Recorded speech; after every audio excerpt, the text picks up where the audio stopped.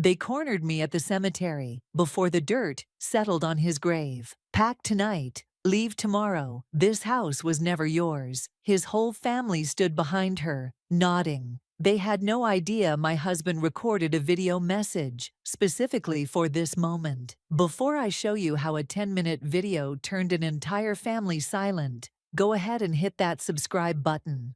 Drop a comment and tell me, would you have played that video right there at the cemetery or waited?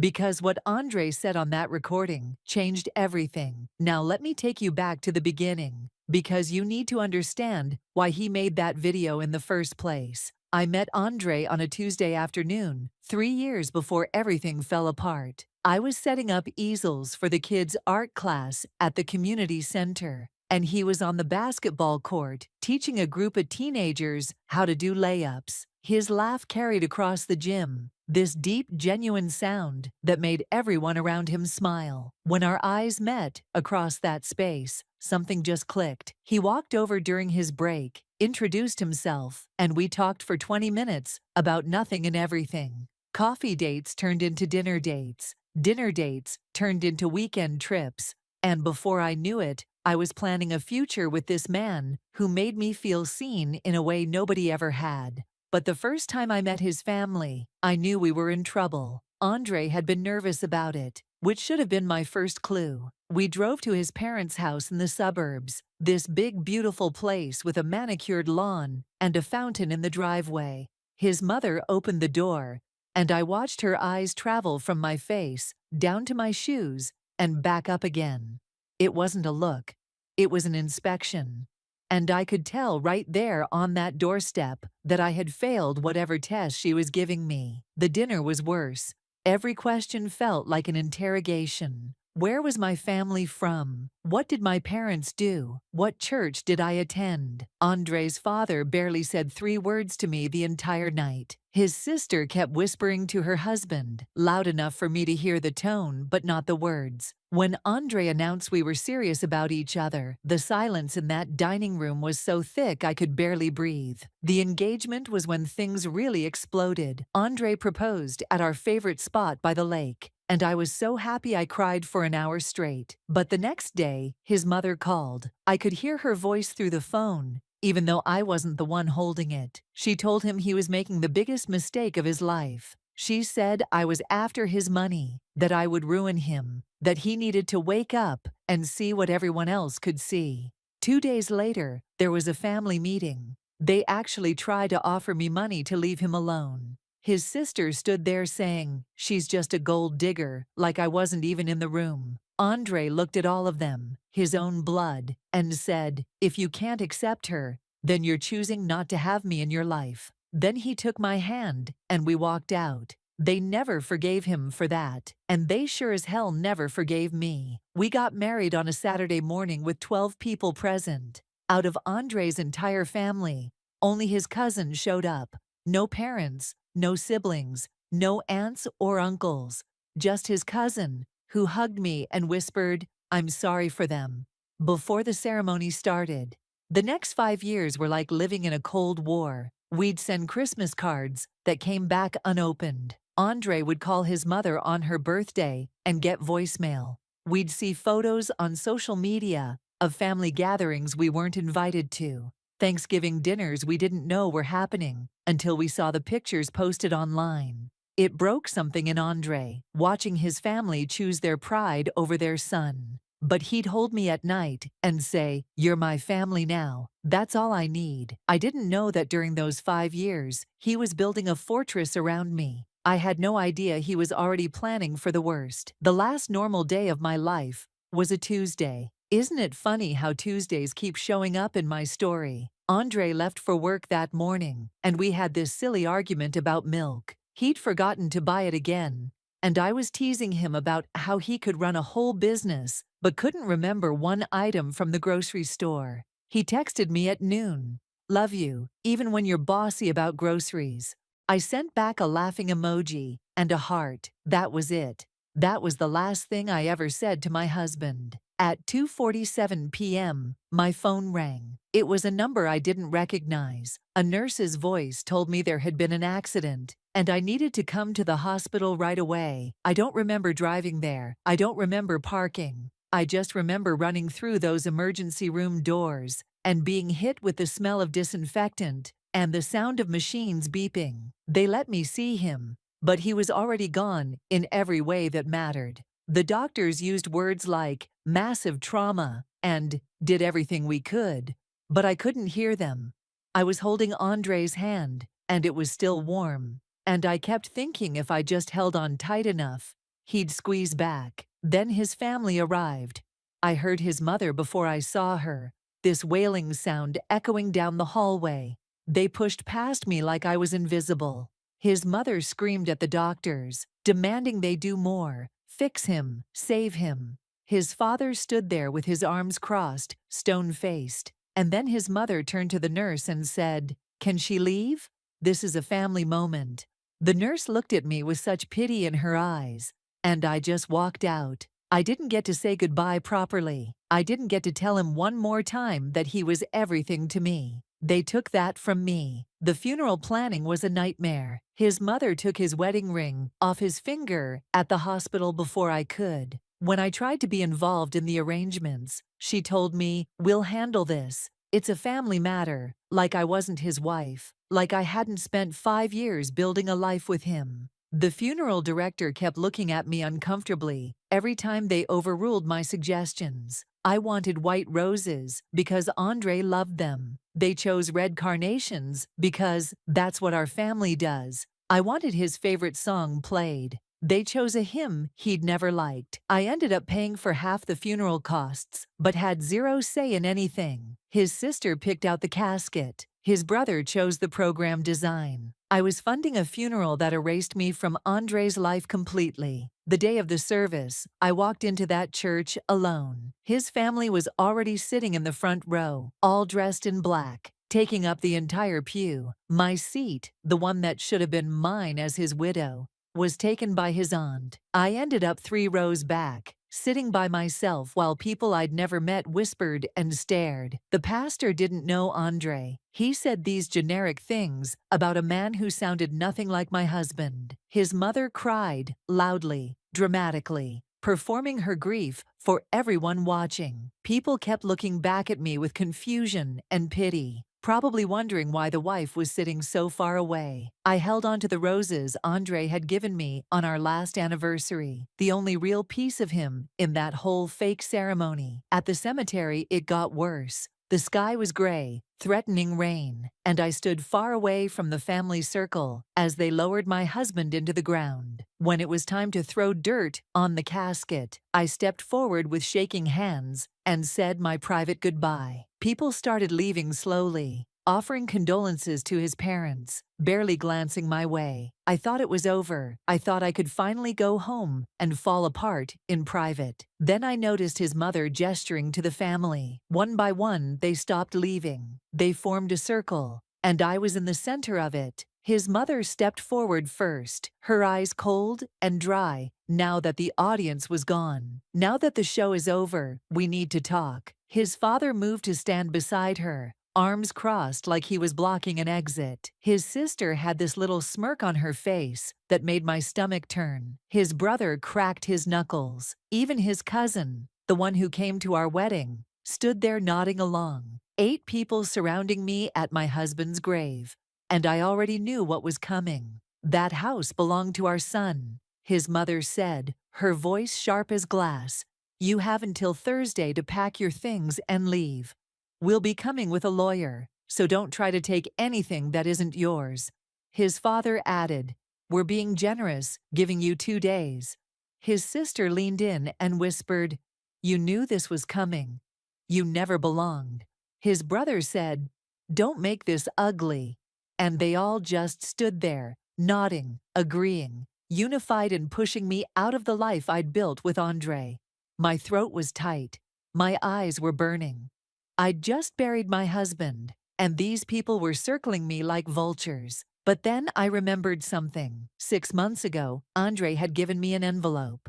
He'd sat me down on our couch, held both my hands, and said, "Baby, I need you to keep this somewhere safe. If something ever happens to me and my family comes at you, I need you to watch what's inside." I'd laughed it off at the time, told him nothing was going to happen, that he was being paranoid. He'd just kissed my forehead and made me promise. I'd tucked that envelope in my bedside drawer and honestly forgot about it. Until right now, standing in that cemetery with his family ready to erase me, I found my voice. "Actually," I said, surprised at how steady I sounded, "there's something Andre wanted you to see." The confusion on their faces would have been funny in any other situation. His mother frowned. "What are you talking about?" I looked at each of them. These people who'd made 5 years of my life miserable, who'd pushed their own son away, who couldn't even let me grieve in peace. Andre left something for this exact moment. "Come back to the house." There was hesitation, whispers between them, but they agreed, probably because they thought they'd already won. They thought I was just delaying the inevitable. We drove back in separate cars, this weird funeral procession of people who hated each other. His mother sat up straight in the passenger seat of their car, confident, like she was already planning which rooms to redecorate once I was gone. When we got to the house, to my house, to the home Andre and I had built together, I led them all into the living room. They sat on our furniture looking around like they were taking inventory.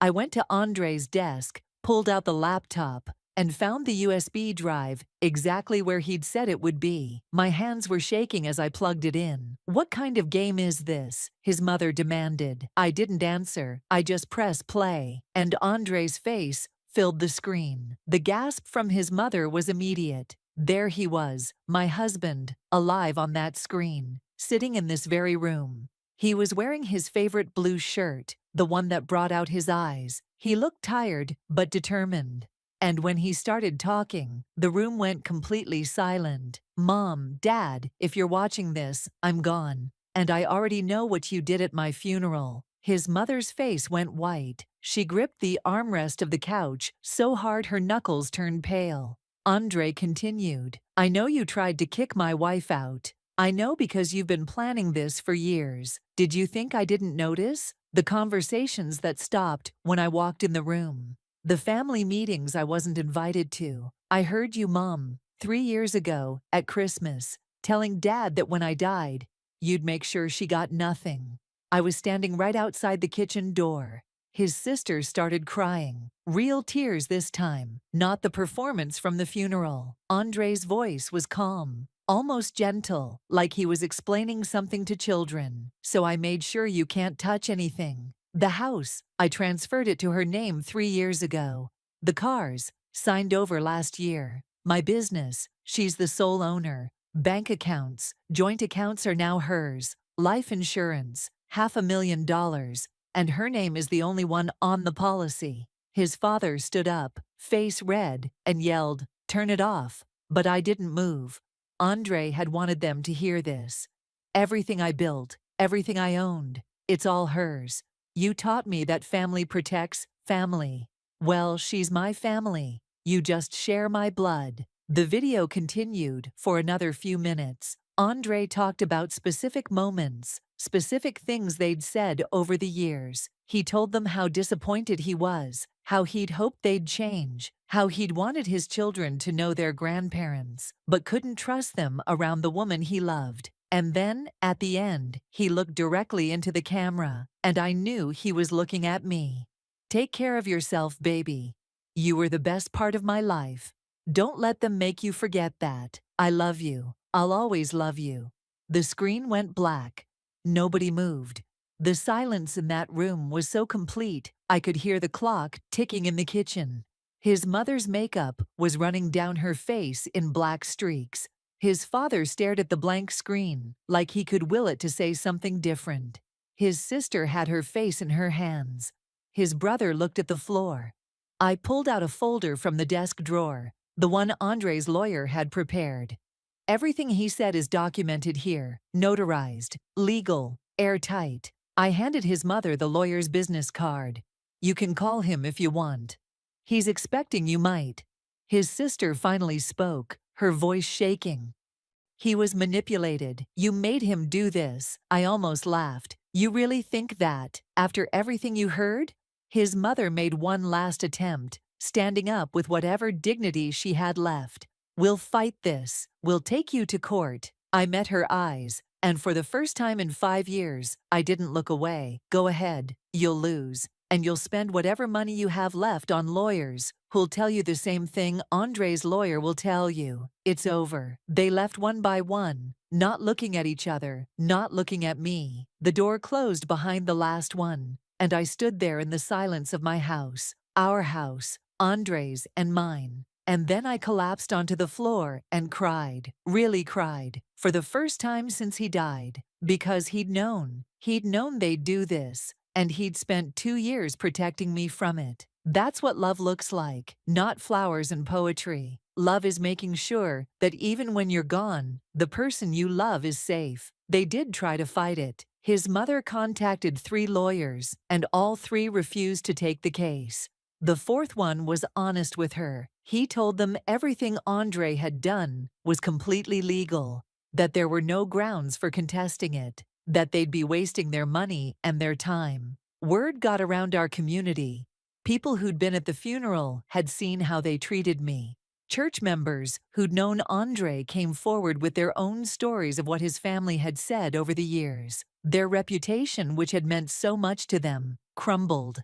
The social circles they'd been so proud of suddenly went quiet when they walked in. A few months later, Andre's best friend visited me. We sat in the backyard, the one Andre and I had spent weekends working on, and he told me things I hadn't known.